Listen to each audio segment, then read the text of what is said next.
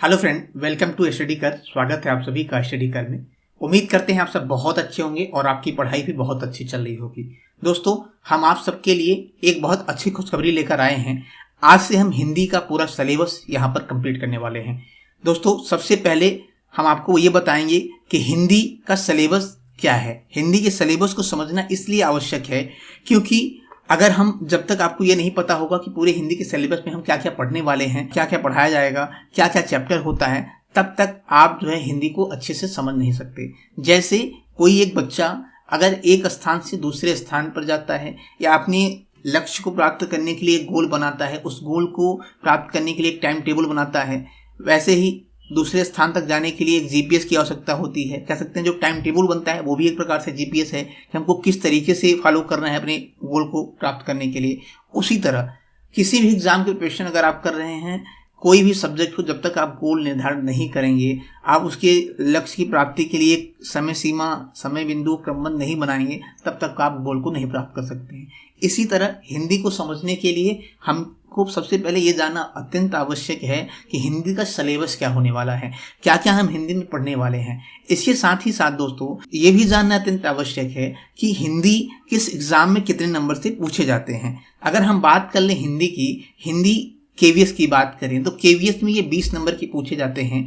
अगर आरओ की बात कर लें जो उत्तर प्रदेश सरकार के द्वारा कराई जाती है, इसमें हिंदी 60 नंबर की पूछे जाते हैं। और एमपी पटवारी की बात करें तो 25 नंबर की हिंदी पूछी जाती है। आईबीपीएस एग्जाम जो कराता है आरआरबी बैंक का, पीओ और क्लर्क के में, इसमें हिंदी 40 नंबर के पूछे जाते हैं। एसआई की बात करें तो 100 नंबर की हिंदी आते हैं इसमें, और एसएससी जीडी में 40 नंबर की हिंदी पूछे जाते हैं। टेट के एग्जाम में जो टीचिंग का एग्जाम होता है उत्तर प्रदेश सरकार के द्वारा कराया जाता है, अलग अलग स्टेट भी टेट का एग्जाम कराती है, उसमें 30 नंबर की हिंदी पूछते हैं। और बीएड का एग्जाम जो होता है इसमें 100 नंबर की हिंदी पूछे जाते हैं। और भी कई ऐसे एग्जाम हैं जिसमें हिंदी पूछे जाते हैं। तो कहीं ना कहीं हिंदी का जो सिलेबस है, हिंदी का जो टॉपिक है, अगर आपने इसे समझ लिया है तो एग्जाम सेंटर में अगर आप पेपर दे रहे हैं तो कहीं ना कहीं पेपर के लिए सबसे पॉइंट वाला, सबसे अच्छा नंबर गेन करने वाला अगर कोई सब्जेक्ट होगा तो वो आपका हिंदी होगा। अगर बात करें हिंदी की तो हिंदी केवल वनडे एग्जाम की प्रिपरेशन करने वाले ही बच्चे नहीं पढ़ सकते। अगर आपके परिवार में आपका छोटा भाई या कोई भी मित्र ऐसे हैं जो कक्षा 9, 10 या 1 से 8 तक की पढ़ाई कर रहे हैं, 9 की पढ़ाई कर रहे हैं, उनके लिए भी सामान्य हिंदी जानना अत्यंत आवश्यक है।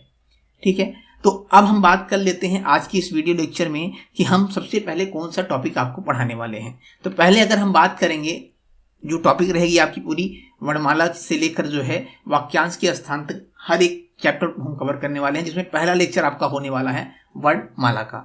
वर्णमाला में हम क्या क्या पढ़ेंगे? वर्णमाला में हम जानेंगे स्वर क्या है, व्यंजन क्या है, अल्पप्राण क्या है, अघोष क्या है, सघोष क्या है, व्यंजन कितने प्रकार के होते हैं, स्वर कितने प्रकार के होते हैं, ये हम कहाँ पढ़ेंगे? ये वर्णमाला में पढ़ने वाले हैं। संधि की बात करें, संधि के प्रकार जानेंगे, स्वर संधि क्या है, दीर्घ संधि क्या है, इसके अंदर क्या क्या कौन किस संधि कितने प्रकार के होते हैं, संधि के जो प्रकार है उसके कितने प्रकार होते हैं, ये कहाँ हम कवर करेंगे? संधि की क्लास में कवर करने वाले हैं। समास की बात करें, समास में हम समास के प्रकार जानेंगे, समास की जो ट्रिक हैं, सबसे आसान शब्दों हम आपको ट्रिक समझाने वाले हैं समास की। आपको कोई थ्योरी, कोई परिभाषा याद करने की आवश्यकता नहीं पड़ेगी जब आप समास की क्लास देखेंगे। समास में बेहद आसान तरीके से हम ट्रिक के माध्यम से समास को पढ़ने वाले हैं।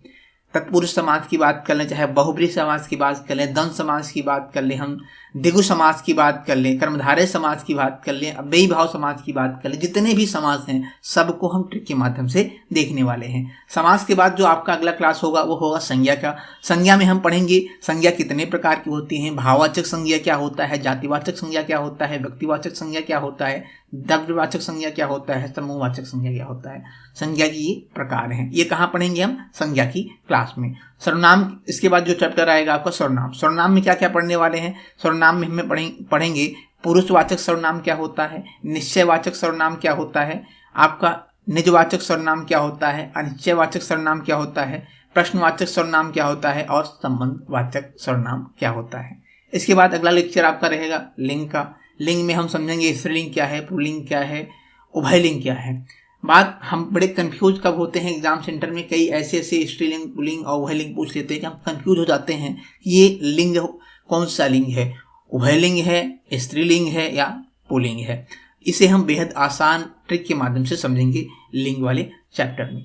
इसके बाद आता है आपका वचन, एक वचन, बहुवचन को समझने वाले हैं।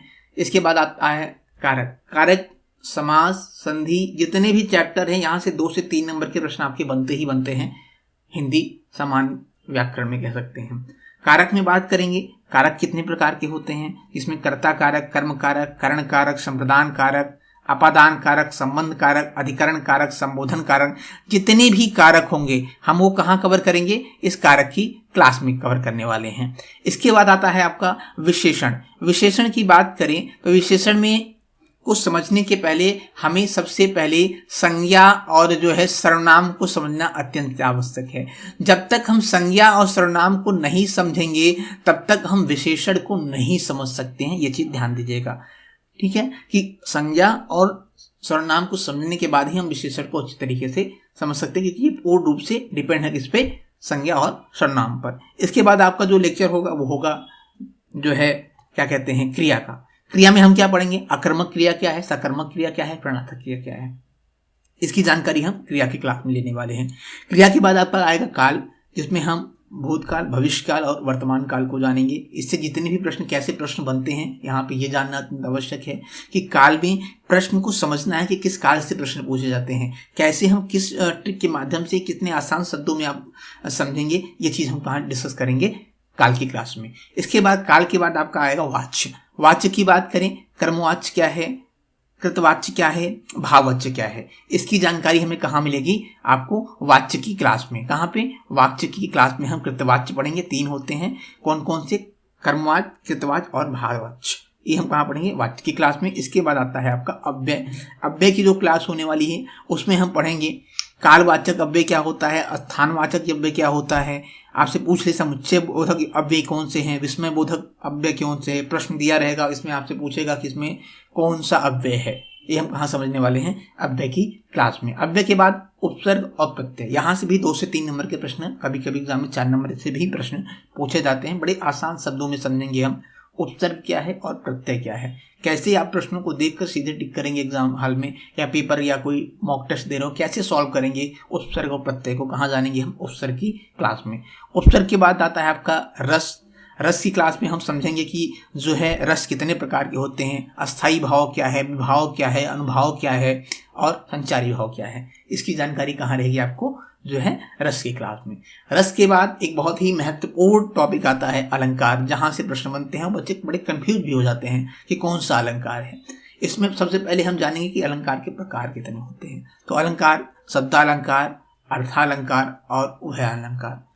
अब यहाँ से जो प्रश्न बनते हैं, अनुप्रास से बनते हैं, उपमा से बनते हैं, रूपक से बनते हैं, इनके जो प्रकार हैं वहां से प्रश्न बनते हैं। इनको समझेंगे कि ये किस अलंकार में आते हैं, इसकी जानकारी हम लेंगे जो है अलंकार वाले क्लास में। अलंकार के बाद आता है आपका छंद।